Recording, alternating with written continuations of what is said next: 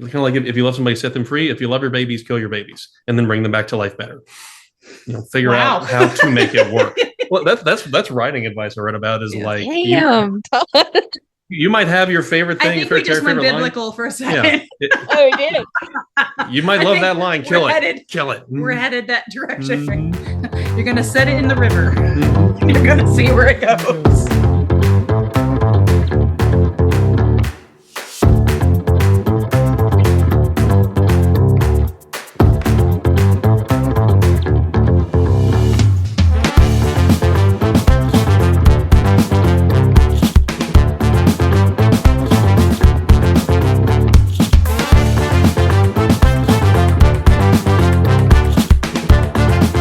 Hello, my friends, and welcome to another episode of Small Business Success Talk. I am your host, Christy Smallwood, and this episode, I am thrilled to get to interview some of my favorite friends, and I'm just so excited about it.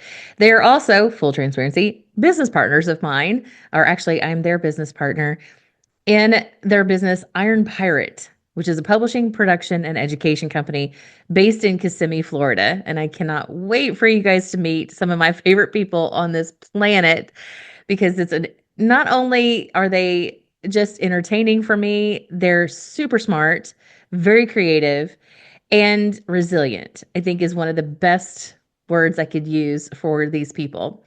Their background is very extensive in the arts and entertainment industry. And so much so that I've always admired Kathryn for, she got to wear the green, if you know what I mean, on Broadway, and just very excited. And no, not Kermit the Frog, so I don't even go there with that, but more like, Wicked. I was so excited to be able to have this conversation with them. I hope you are too. It's a great conversation that spans not only the business aspect, but a little bit of inspiration about their project and what launched the business in the first place. So without further ado, here are some of my favorite people, Todd and Kathryn Ziegler with Iron Pirate Publishing. Hello to one of my favorite peoples. Hi.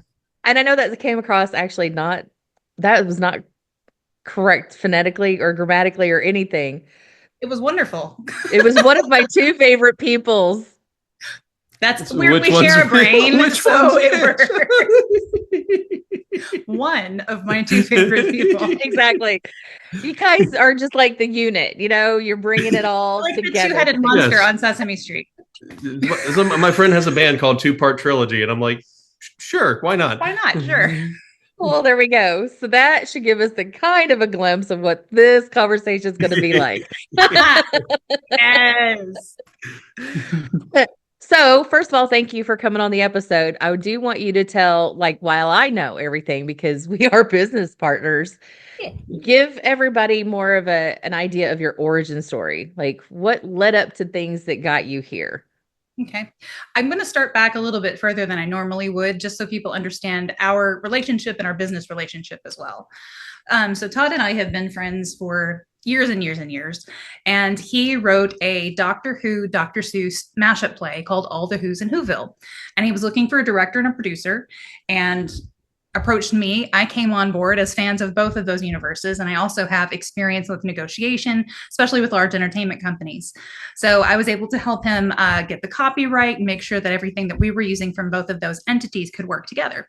So we came together for that show. And during that process, we found each other. It really was the friends we made along the way. It absolutely was. And it was, I think I distinctly remember telling you that it was very much what is happening? This is Todd. This is not supposed to, what? This doesn't make sense. Okay, but let's do it. Yeah. Get together with your friend? What does that mean? Sure. So we got together as a couple that way and kind of have been producing and especially theatrically. Since we've been together for 12 years, been married for 11 years. So you said you've been producing, yeah, you have. We do have 4 children, so this is the adult podcast. Focus on a project for a year, focus on another project the next year. Whatever you've been creating, it's always fantastic. Well, thank you. And we will take credit for all of it. Sure.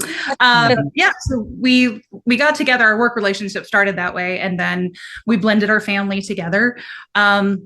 And as time has gone, we've had a couple of different production companies together. Most recently in 2018, we moved to Florida to pursue careers with a major entertainment company down here. And during that time period, my health has started to waver back and forth.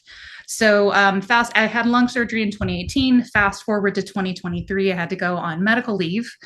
And I had already been working on a book for about the past 5 years before then called Tiffany Epiphany. And it's a story about a child who has autism, but what happens to her life and kind of the things she likes and what's going to happen next. And that was born out of our daughter, Liza, being diagnosed with autism. Do you want to tell that story?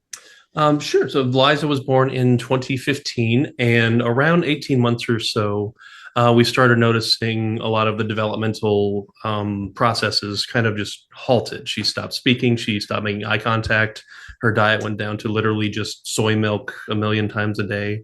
And we were concerned and took her to the, I can't remember the name of it, but the clinic at the U of L hospital. Weisskopf Center. Weisskopf Center, thank you.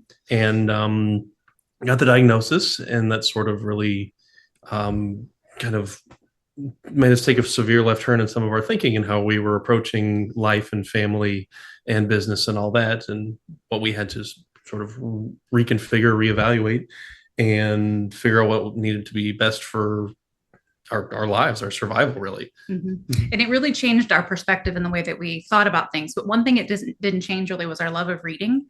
And so immediately, because Liza has 2 older sisters who were, 10 and 8 at the time, a little bit older than that, around those ages.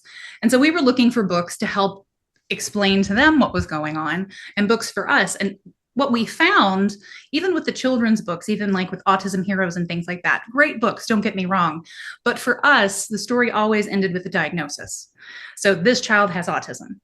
And we were looking for, this child has autism, but here's what their life looks like, right? We needed something to help us see the life cycle of this thing. So anyway, I started writing this book, Tiffany Epiphany, and the name came from watching Liza play on the floor. And I just thought to myself, oh, she's having all these epiphanies. Tiffany Epiphany, that would be a great name for a character. So off and on over the years, I started writing on it. And fast forward to 2023 in October, I told Todd I have to have a project, because I literally, and you know this, I had to stop working. I lost function most of my left side. Doing anything, even walking in my living room, was a chore. So finished the book, got Mimi, who is Liza's older sister, got her involved in the illustrations, and then said, you know what, we can't afford to publish this on our own. Why don't we try a Kickstarter? So we started a Kickstarter campaign, and while that was going on, the campaign was wildly successful. We were having lots of people message us saying, oh, this is what we've been looking for, or this is my child, or just, congrats on telling your story. And so one of the things that I was reading as I was publishing this book and going through the Kickstarter was your book, Being Super. And I had it, and this is not me, blowing smoke. This is literally, it was on my stack of books over by my printer. And I kept referring to it because I was terrified of what I was doing. I'd never published a book on my own before. I've been a published author, but hadn't done it on my own. You saw me publish my own, and you're like, if she can do it. I saw your book, and then I read the brilliance of it, and I thought, I know that Christy's working on maybe another edition of this book. Maybe we have the conversation about maybe we publish her book too, depending upon how the Kickstarter goes. So the Kickstarter is wildly successful. We achieve over and beyond what we were asking for. We were able to produce Tiffany, got her into hundreds of schools for thousands of students. Like it went from being just a simple idea to a little bit of a movement for us, because we were also looking to do some good in the world, but felt a little helpless. And so this was kind of our thing. So as that was going and we were coming up with a new character, that's when we started our conversation about Iron Pirate, which is our company. And the first tier of what we decided to do was publishing, but we also do production and education. So you came on board last July, and we celebrated by clicking that button together. And it's been a journey, but it's been probably, I think for me, Broadway included, it's been the best professional thing I've ever done in my life. It really fulfills not just the need for me, but what our family needed. And it's just been a really great ride. Now, the interesting thing, because I know you guys, and you are a household of theater people. Mm-hmm. Very creative, very Proud. like involved in like all the stakes, upping the stakes kind of people. Yeah. Yes, constantly. So I also know that you have a very extensive background, both of you, in other things besides this. So what you're doing is you're bringing all of that into now you've created Iron Pirate, but it's not like you just automatically went, oh, let's try this production thing or education thing. You had how many decades of experience behind you before you created this thing? So for me, 25 years of professional theater, film, and television experience. And that does not include like my college years. So pretty much my entire life since I was yay big, I've always been either in front of a camera or on stage or writing or producing or directing. And then the first thing I can remember doing is being popsicle stick Santa Claus for the Christmas pageant in kindergarten. Why haven't I seen those pictures? I don't know. Wait, hold up. Popsicle stick Santa Claus? Uh-huh. He was on a popsicle stick? He was on a popsicle stick. Okay. He was a little cutout, and my only line was, I hope Marie and Pierre like the gifts I have left for them. Wow, that is a good memory. 36 odd years ago. Bonjour, Marie and Pierre. and yet, no parlez-vous français. No parlez-vous français. No. So going back to 5, and I've been a lifelong writer, artist, just finding different creative outlets, really dove into theater in high school. Went more the journalism route in college and immediately after college, but theater and creative storytelling was always there.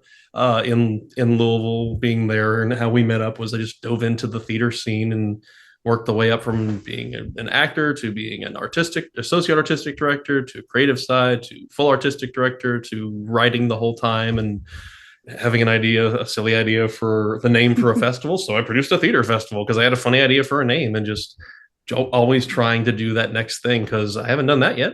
Sounds like fun. I'll give that a shot. Yeah. And I think it was important too for our company, like, and you know how we think and how most creative people like yourself are. So, okay, well, we've got this book. Well, the next thing that popped into my head was we need an animated series that goes along with the book. Our daughter knows how to animate.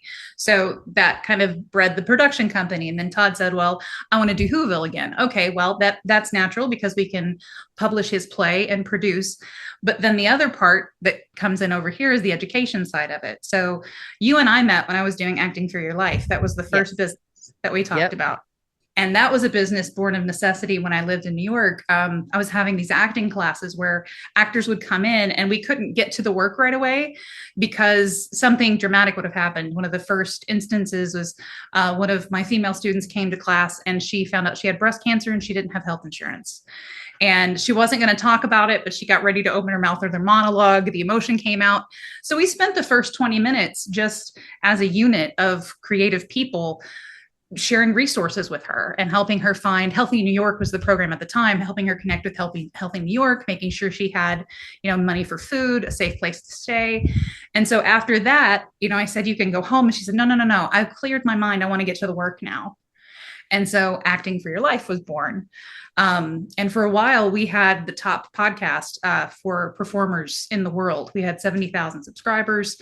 Like, it was a huge, huge deal. So when we decided to take this next step, we wanted to make sure that we had an umbrella that encompassed everything that we could offer for people and something that made sense too. Like you said, it wasn't just a grab bag of, oh, that looks fun. It was really, everything is very cyclical and ties into each other.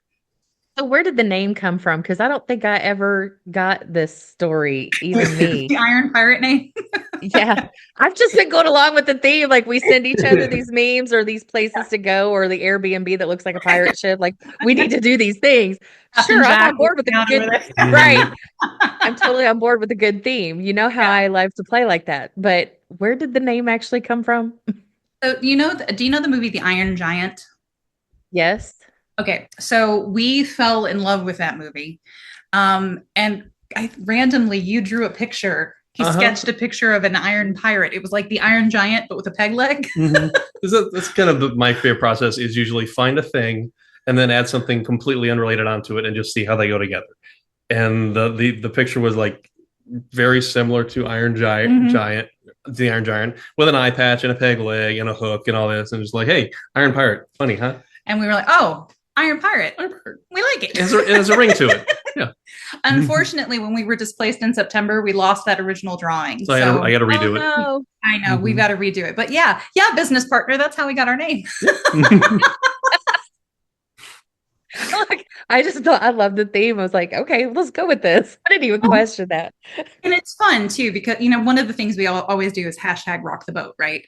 Because one of our ideas is to really, I don't want to say to challenge traditional ideas, but to get people to ask questions, not just on topics that are fun and easy to talk about, but sometimes not easy to talk about. One of our authors right now with Iron Pirate, she has this beautiful book, and it's about poems to herself as a Black girl and growing up and what she would have said to herself then that she knows now, but also what she's going through now that she hopes her future self tells her along the way. Those aren't easy conversations to have. And some of her poems are, I mean, it will absolutely break your heart in a million pieces, but also it builds you back up again. So we want to make sure that whatever we're doing, it's also making change. It's making change and it's starting we don't have to have the right answer at all. I don't want to have the right answer. I don't want that responsibility, but we at least want to start the conversation. Which is a really big deal in terms of marketing world. I'm trying to teach people how to really, your marketing should create the conversation that leads into other things. So if that is like one of the core elements about Iron Pirate and what like the collective we are putting out there, that's such a huge impact in the world by having all of these diverse points of view. Because I know I'm literally the most conservative person you're going to have on your roster, right? And yet here we are. I make people think just as hard as somebody has a completely different perspective than I do. I guess I'm at least good at listening to different perspectives. And that's the key, right? Because you and I, we don't see eye to eye on a lot when it comes to things outside of our business world. We have completely different ideas and objectives, but at the end of the day, we share that common bond of humanity, right? And our love for each other, we're able to have those tough conversations. I mean, we've had some hard conversations, but we've been able to, I think the difference is the respect for one another, that we're not asking either person to deny the fact that love is the answer, right? Like that's our core. That's our core. And from there, love and respect, you can talk about anything. So I know you've kind of touched on this, but overall, like I know Todd with you, and I keep coming back to all the Who's and Who'sville. It is a brilliant play. I absolutely loved it. I mean, I still think about it and how much fun it was to watch this two totally non-associated things be mashed together, which is one of your gifts, and it worked beautifully. It was just so much fun. So with that question though, do you guys have anything coming up in 2025? Like what's on the horizon for you guys? We got some ideas. We got some stuff. We definitely, I don't know if it'll happen in 2025. It's such a huge project. It'll probably happen in 2026.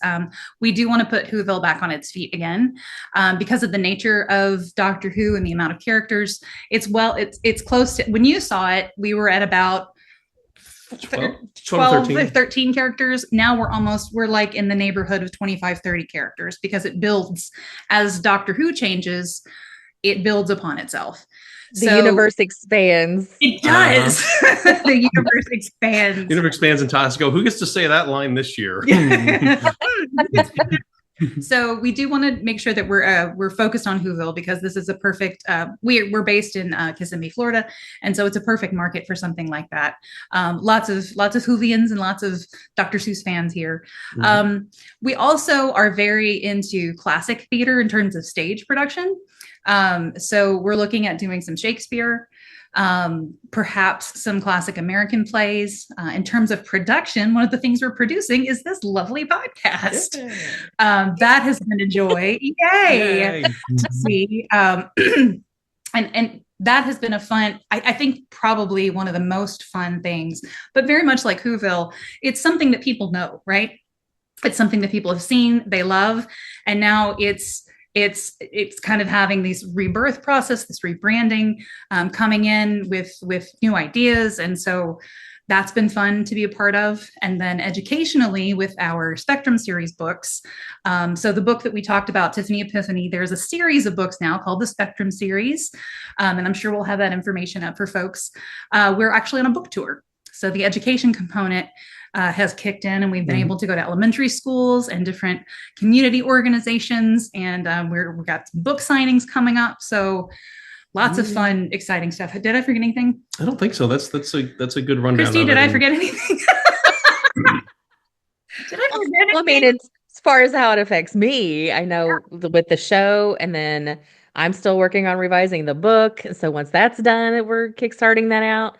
And let's not forget, ideally, my speaker reel. So getting me hooked into a place where we're getting all of that. So while there's a lot of variety in what you guys are doing, when people ask me about it, I just say, publishing is obvious. We publish the stuff. And production, in the sense of when it needs a director, that's what we do. Mm-hmm. Because if you just need a TikTok video, that's not your thing. Yeah. You're into the epic stuff, right? The things that have an in-depth, like lots of details, lots of logistics, that falls under Iron Pirate. That's what you guys can do. Which I appreciate tremendously, especially where it concerns this show, because I do have a business that we're also rebranding over here, and I'm in the midst of rebuilding a pipeline that just fizzled out. So you taking on this helps me with that. So it's been a tremendous help here.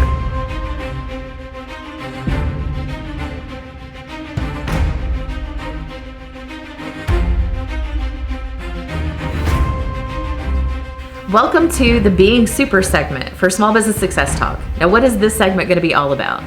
Well, I teach on a concept that's based on the hero's journey from literature and how to apply it to your own life. And I've broken it down into 5 stages. 1 is the call, that we're being called from our comfort zone into something greater on a grand adventure. And I usually joke with people when I'm speaking on stage, the movie is 2 hours long. So of course they said yes to the quest that comes next.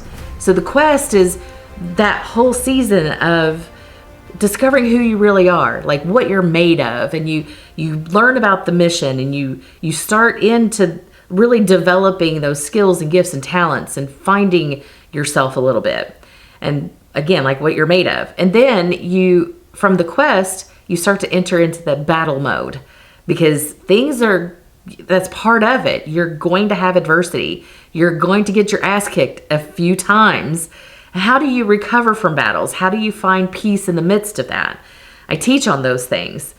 Well, from the battles, in that battling moment, you have defining moments, right? In the battle season, you have defining moments. And those defining moments are what unlock your next level and help you have victory over that particular battle in that season. And so to take a moment to celebrate your victory, that's a victory season. And then there's continuing adventures, because all of this is very much a cycle of our lives. And we could be having multiple adventures in different areas of our life all at the same time. So what is this segment really going to be about? It's going to be taking people who are exuding that kind of season, that kind of flow, the cycle of being super, And I'm going to show you what it looks like when it's put into action. I'm going to spotlight those individuals who are using the gifts and skills and talents that they have, that they've developed in a quest throughout their life to make a positive impact in the world. They've created a victory, not just for themselves, but for someone else. And it's not always human in this particular section. One of my favorite examples, it was a video that I've saved from 2020 about a concert pianist who found the love of his life, his wife, and right actually, guilty, sad. That's not the video I wanted, but who found the love of his life in Thailand and went to an elephant sanctuary. And then he came back and brought his piano.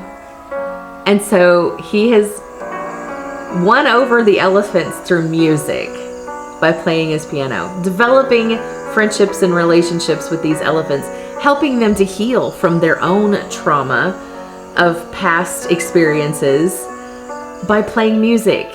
And the elephants have loved it. So just because we see superheroes on a screen and the stories that are told about them with their superpowers and all of their amazing tools and all of that doesn't mean that you can't incorporate a little super yourself every single day.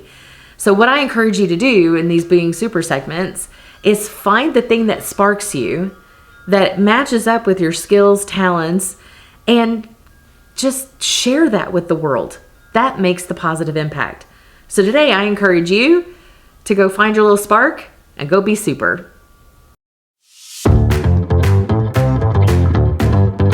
So what is one of the things, or what is the thing that really, look, I know you guys love what you do, but if you could pinpoint something about what it is that jazzes you the most about what you've been doing, at least recently, what would that thing be? I think it's making a difference. Seeing that in someone else. Whatever it is, whether it's your excitement for your podcast and your business and helping you produce that and make that dream come true. For me, seeing these children and families read these books, the Spectrum series, and either having, it's going to make me really emotional, but having families come up and saying, that's us. Like, that's my kid. Nobody has ever, like, that's my kid. Or for example, we were at, our son Ewan's elementary school, and we did a book reading, and they had the children from their ESE program there. And one little girl who was singing and playing and kind of in her world playing. And then I started to read the book and I said the word autism, and you just saw it on her face. She recognized the word, and she came over and stood right in front of me the whole time and watched the book and pointed to the book. And that little spark, if only that child got it, that's it. And that's the way we feel. I think I'm speaking for both of us, but the way I feel about all of our projects, like All the Who's in Whoville has a very beautiful story about someone being completely different and how they can make a difference in the world. Your podcast gives people direction and hope and excitement, and you show people the real side of running a business, which not a lot of people do. You get down and dirty and you let people know this is not for the weak at heart, but it makes a difference in people's lives, right?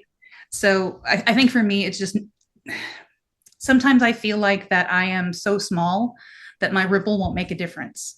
And the fact that we get to make a difference is, I think, why we're here.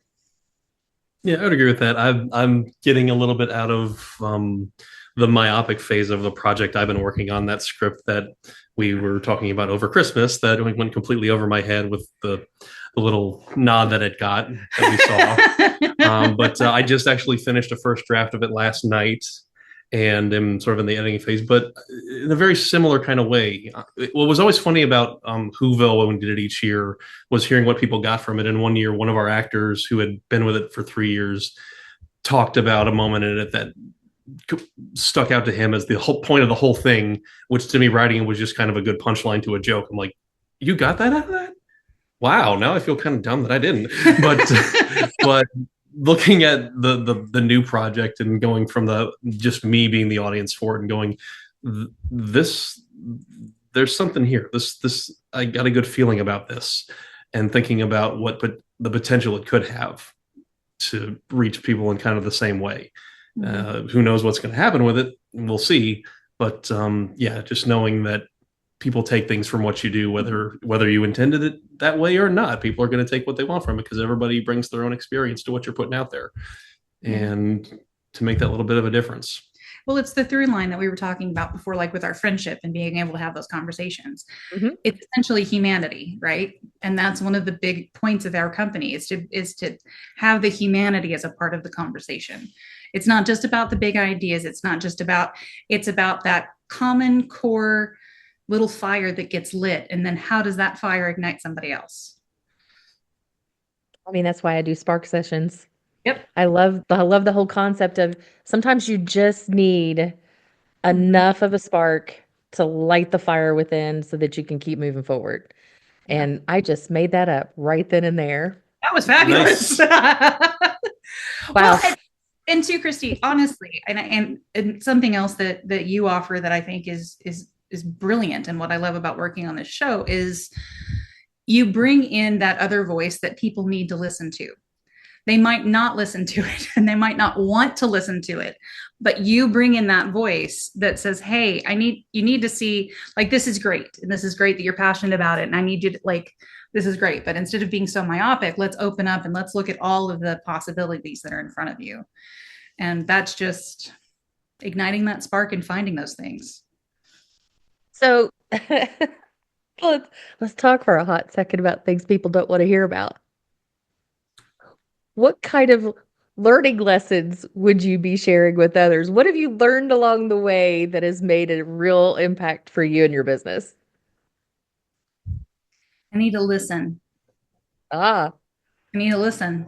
And I need to listen to not only other people when they're speaking, but I need to listen to myself.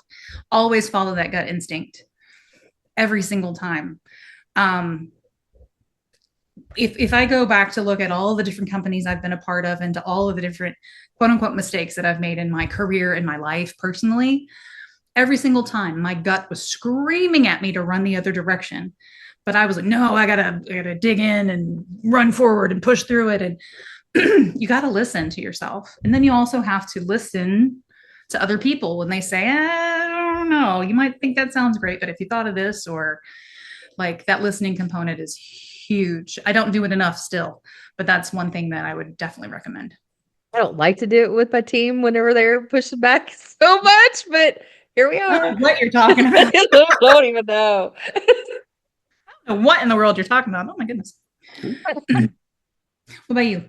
I'd say kind of along the same lines of, we're talking about a small business mentality that it really does start from yourself, but anybody else that you bring into it to participate brings their own gifts, their own perspective, their own talents, their own toolbox. And as much as it's your baby, it can't be all about you, because there's so much else that somebody else can throw into it. Mm-hmm. And it is about listening. It is about, sometimes it's about knowing when to pull the plug, or when it's just, you're beating your head against the wall and what you're thinking needs to happen, needs to work, is just not going to work. It's just not going to happen that way. And that can save you a lot of trouble, a lot of headaches in the process, to either take a left turn or just come up to the stop sign. And I'm on our desktop, I'm staring at a stop sign Photoshop that says "Don't," not go, don't. Stop. I'll send you a picture of it so you can put it in the show. I have to tell a story on us, if that's okay. Yep. So when I stepped in to direct and to produce Whoville the very first year, the play was 3 hours and 20 minutes long. It was in the neighborhood of it was like 240. Anyway, it was like real long. It felt very long. It was real because long. Like her, I write really epic things, and I don't want to cut them down. So when two things happened. The first, when I started to direct it, the direction that I took and the message that I got from it was different than what he had additionally intended. And so there were a lot of things that I turned into parody, number one, because legally we kind of needed to with all of the intellectual property we were using. But also, it just lended itself to a more gentle comedic message than something that was so high and serious. So we came home and he was just like, I don't like the direction you're taking my play. I don't like it.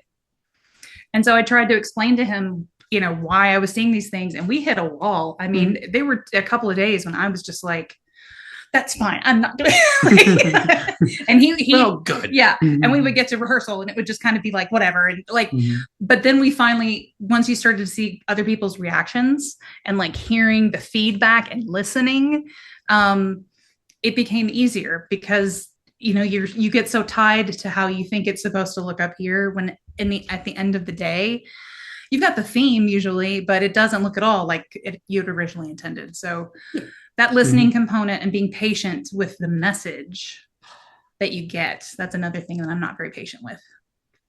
And I think in the end, we're down to around 2 hours. You gotta learn.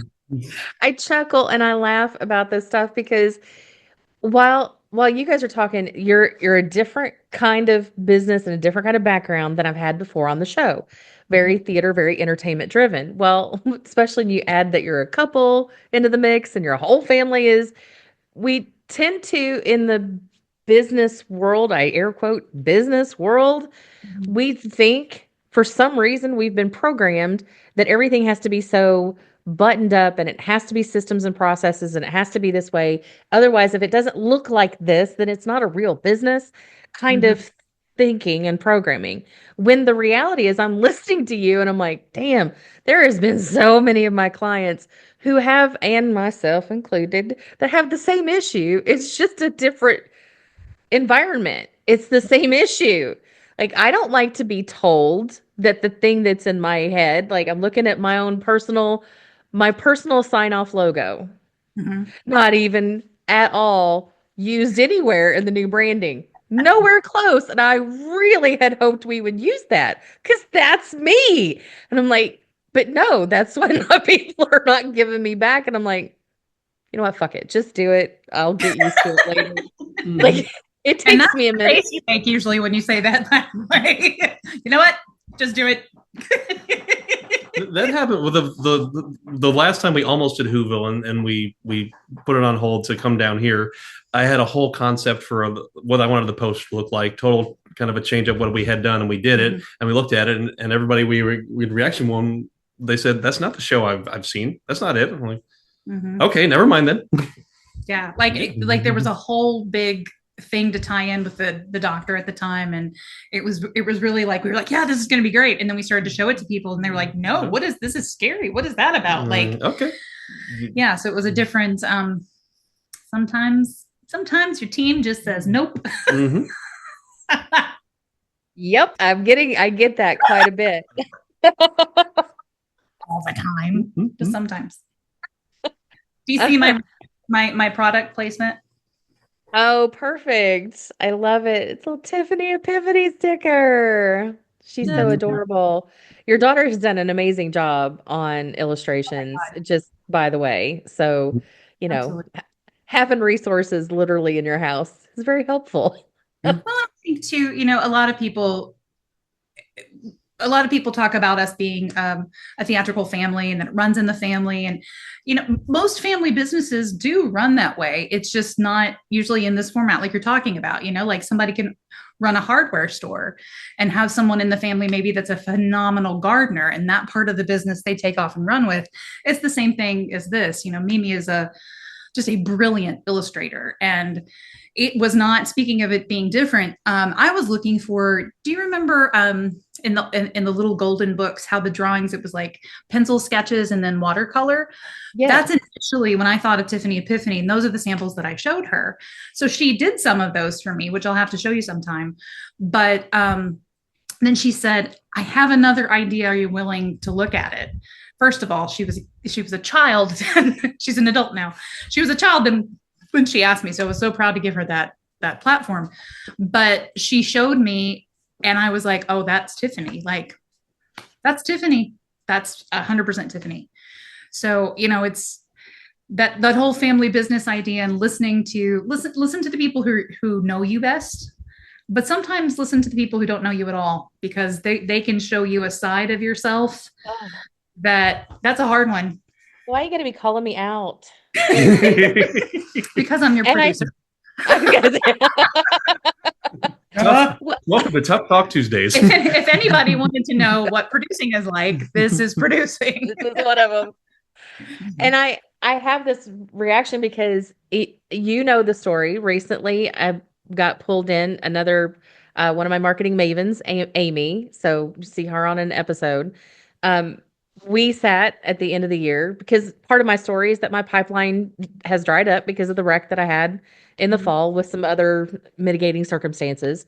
So here we are. It's a great time to rethink everything if I need to. Do I keep going? Do I give up? Like what's well, Amy stepped in. She's like, we should really let's talk to Ken. Let's get a guy's perspective. He's a great sales guy. Let him, and he didn't know anything I had going on. So it was like, okay, somebody who has no idea what's going on. First impressions. Let's see what happens here. You talk about needing to listen and be respectful of whatever is said, because it's a crapshoot at that point. And my anticipation of that session was going to be we were all going to do like a round table, a mastermind round. We would all bring our stuff together, and that is not at all how that played out. It all ended up being focused on Christy's stuff. And I was like, "What is this? An intervention?" And Amy was like, "Not officially, but this is great." Like, I'm glad you think so. And that's honestly, that was the spark that started this whole rebrand concept Yeah. of merging those two business entities back into one because nobody remembers the names of my businesses, but they remember me. So how to just get everything to that, like rebuilt into a new level, I got to remove the facade of my brand names. And now I become it. I like that news and information? No. No, you did not. No, absolutely not. And yet here we are. So we're in the midst of it. We're still waiting to see what the potential is going to be, but all feedback has said this is the way. I have spoken. I know, Todd, you were waiting for it. Well played. Very good. Very good. Very good. Thank you. Okay. So because you and I are like y'all and I can sit here and have a love fest all day, but Absolutely. one of the things I typically ask people also is with business owners, especially, we have nowhere really else to go when we have shit happen. We don't go to family typically unless you're owning the business together, then that's extra boundaries. You don't tell your employees all the shitstorm that's going on because it's not their problem, it's not their fault. All that. It's like, where do you go? So, who are the influencers that you have in your life that help you create more impact, get to that new level? Who are the influencers in your life? Oh, that's a really great question. I have several right now. First, I'd like to start with my first kind of entertainment influence, and that was Walt Disney. We grew up watching The Wonderful World of Disney. We were the first people on our block to get Disney Channel. He was such a presence in our home. I felt like I knew him. Uncle Walt, right? Uncle Walt, right? And then having worked for the company before and been a part of that family, that's where professionally, that's where I got my that strive for perfection, I think, but not perfection. It's a different type of perfection. It's not perfection with walls. It's perfection with possibilities. So it's the creative perfection. So one of the things I like to talk about when I talk about Walt is I like to talk about Roy, okay, his brother Roy. So Roy was the businessman, for those who don't know. Walt was the creative. Walt, we do this bit sometimes where we talk about Walt presenting the idea for Disney World. The idea for Disney World. And you can play Roy and I'll play Walt. I get to play Walt. So we have this piece of land that's in the middle of a swamp. But that's not it. Okay. And there's a lake here and we want a lake, but we're going to move this lake to here and move the land over here. But that's not it. That's not the end of it. And then we're going to build a castle. But we're going to build it on the fourth floor of all of this land. But that's not it. That's on top of what looks like a battleship underground, so it won't sink. Okay. Yeah, but that's not it. That's not the end. And then it's going to be Walt Disney World. But that's not it. And thinking about the investors in that meeting, as he's talking about, like, looking at that, like, if you look, even some parts of the land now, you go all the time, you love that place. Yeah. It's swampy and gross. And how in the world, it's like when the settlers came and started chomping through all of the, and what made them want to do that with the snakes and the alligators and the mosquitoes that are the size of your foot. So I think about Walt and that creative vision, but I also think about Roy. And so Walt first, Roy second, because Walt is my creative brain, but Roy is my business head, right?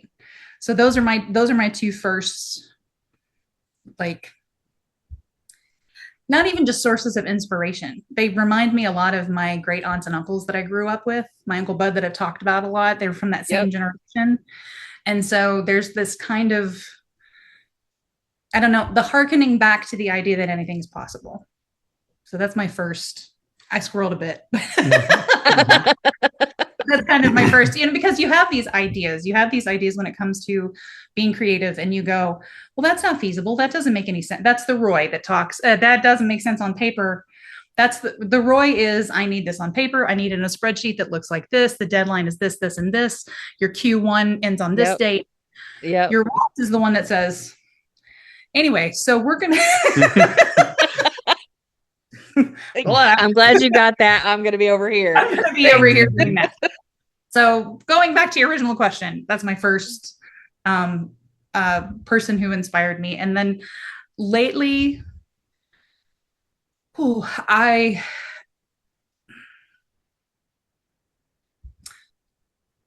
wow, you go. I can definitely relate to Walt and Roy and that aspect of being creative, but also having to have the practical side of things too. A lot of the influences I have, the people I work with every day, of just, how are we going to make this happen? Because we're making new things happen all the time, and sometimes the answer is just a bunch of people going, I don't know, but we'll figure it out. And we do our best and put our skills and our heads together and make it happen. It might not always be pretty, but we figure it out and get it done. Which is part of the history of Disney World anyway. Absolutely. Because I know enough to know, if it weren't for Roy, there'd be no money to pay the bills, because Walt was just buying land, doing the things. We're making this happen. And I could just see Roy going, "Can't be fucking kidding me. What?" And they would just figure it out. And there were times that, like, even before Mickey came on board, before there was a Mickey, right? The whole Oswald Rabbit, wasn't it Oswald?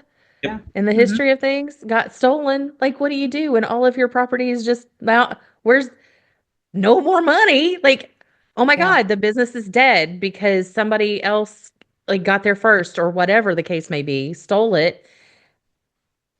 In the beginning, Disney went through those same kinds of struggles and things that we as entrepreneurs go through ourselves in those first years. And it doesn't even matter if it's first years. I had a business who was in business for 10, 15 years. 2020 hit. They're no longer in business. So anything can happen at any point in time. What I'm hearing from you guys is creative thinking, a little bit of resiliency, and be able to listen and navigate that other person who's giving you really solid direction and advice. Like, just a grounding point, having a grounding point somewhere.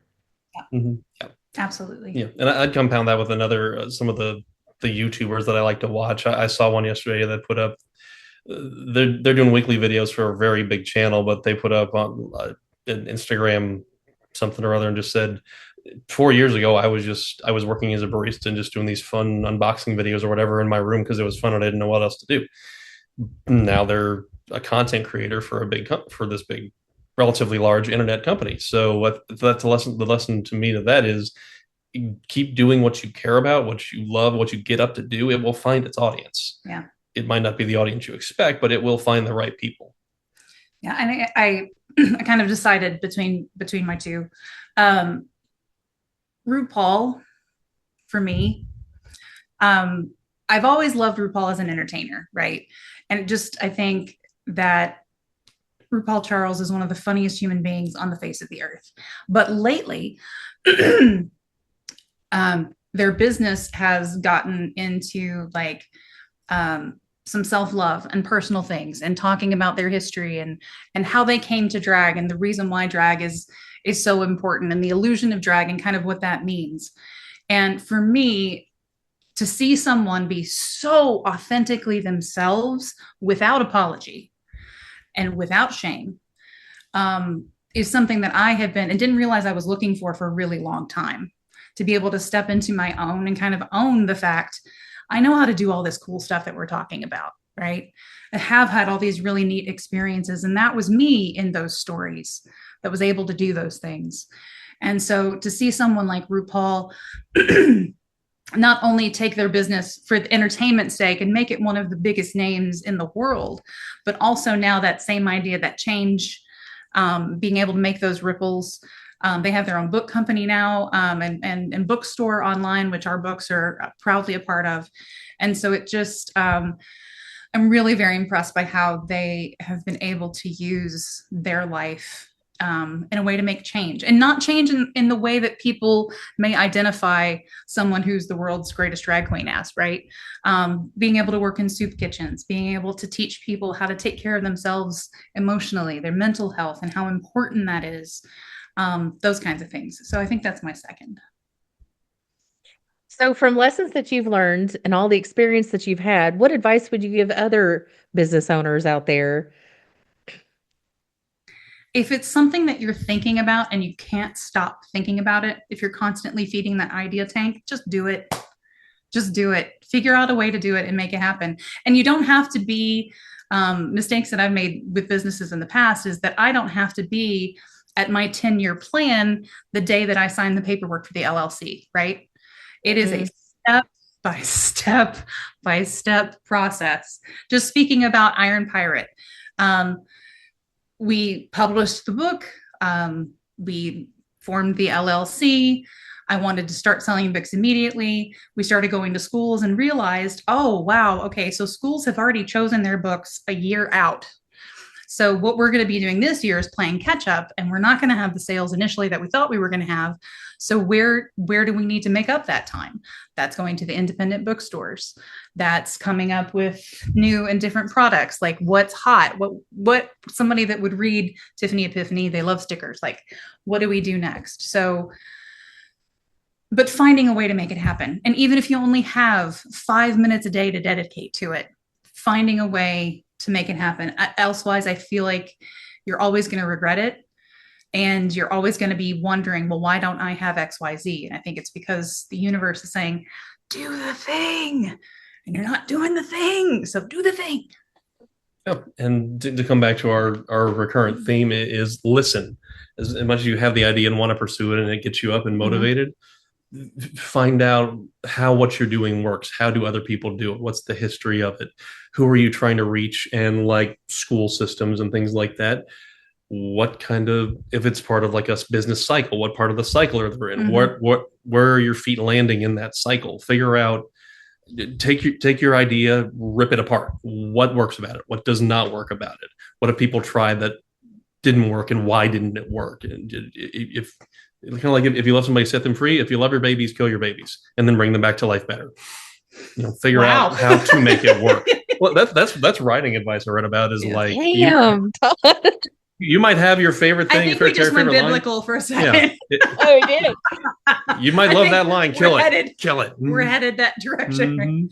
You're going to set it in the river. You're going to see where it goes. And he might come back in a few years, the staff, and say, "Come with me." You never know. You never know. Never know. Okay, so final question. First of all, this has been awesome, but final question. You guys ready? Yes. What does success look like for you guys? Immediately, the word peace. Peace. It looks like feel like it sets well with your soul. Whatever it is, successfully, if you want to talk financially, the bills get paid. one time. There's no struggling Right. there, but there's a peace about it. I think that's what feels so good about Iron Pirate. I've never, part of the history, we haven't talked about this on the show yet, but I was on Broadway for a period of time in Wicked, and I loved doing it. I have flashes of memories from it, but I was so busy trying to make it that I missed it completely. There were so many things that, because I was like, oh, I'm making it. And then we got to the end of the run and I'm wiping off the green makeup for the last time. And I'm sadly disappointed because what happened? I made it and I missed it. So what's beautiful about this is that there's this sense of peace, right? Peace like a river. It's right there. It's just flowing. That's what success looks like for me, I think. Yep. I think in the immediate term on any given day, it's someone coming up and asking you about what you do, reacting, and that you're seen as kind of an authority on something, even if you might be pulling it out of your ass. You're like, how did you do that? Well, if something worked, they're obviously asking me about it, and I kind of get that all the time. I train at work, and even on things I don't train, they're like, what do we do? I'm like, why would you think I know that? Well, I guess I've done it for 3 years. I would know that, wouldn't I? I must be doing something right. So, the money hopefully comes, the accolades, the audience, all that. But somebody looking at what you do and going, tell me more about that. Like, must be doing something right. I love that. And the biggest reason I asked this question is because while we've been programmed that success looks a very certain way, and the programming says that it has to equal your ROI.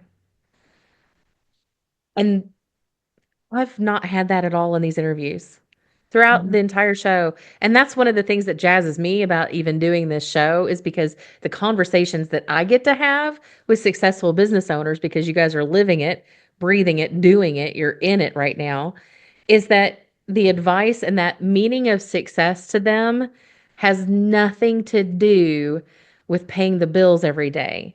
While we know that that's a necessity, that's not what success looks like or feels like or why it's impactful for them. And that's one of the big reasons that I keep going with this show, is because I want to get that message out as well, is that success looks different for everybody, and it's hardly ever money. And yet we're still getting programming that money is that important. Like, yeah, I get it. I need it. I got to pay the bills. I got that. It gets me things that I like to experience. However, real success comes for me in truly making a difference for somebody else.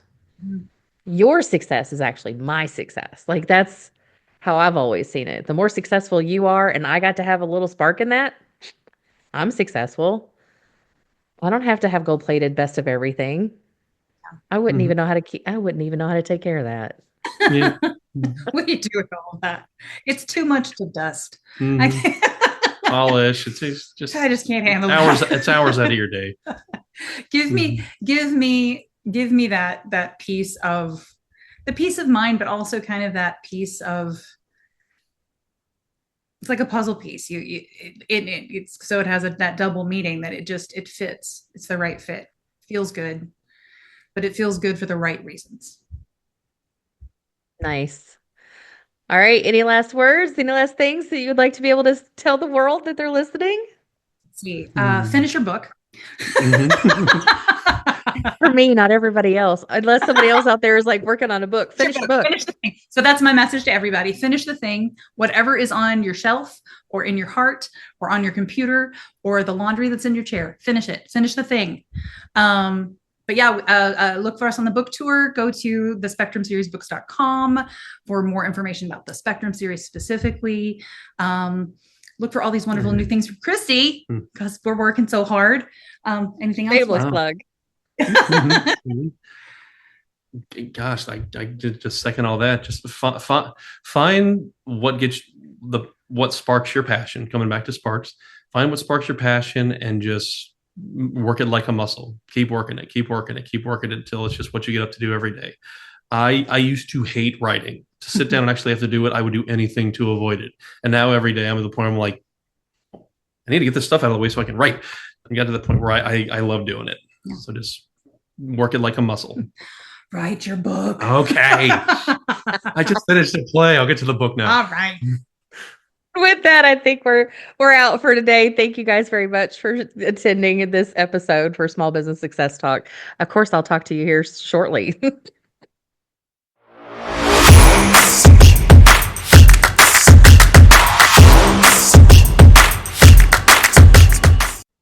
Like always, didn't I tell you it was going to be a great interview?